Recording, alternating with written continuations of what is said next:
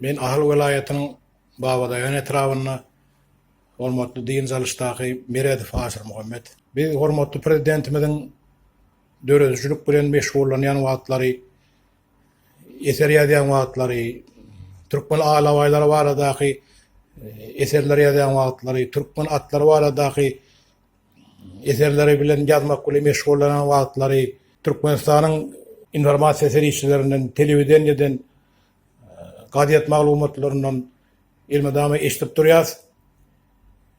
Şeýlede bolsa buňa garamazdan Ak Muhammed Weltaparyň yalan maglumatlar ýaýratmagy, halky ters zatlara çağırmaklygy, biziň dogrudanam gahar gadamyzy döredip, oňa ýigrenç döredýär. Ol bir watandaş adam, ol watan terk edip gidip, inni watany isläp, alyslardan watany küýsäp, arzuwlary ahmyra öwürlen adam, öýsüz ýaşap bolar, ýöne watansyz ýaşap bolmaz. Ýaşasy gelen o, watana gelesi gelýär. Gelmäge güzi ýok. Türkmen agzy bir milletiniň azat dähmet çekip gören milleti ters zatlara çağırıp, öz ýaly adamy öwresi gelýär. Özünün ýaran nökörtek toplasy gelýär.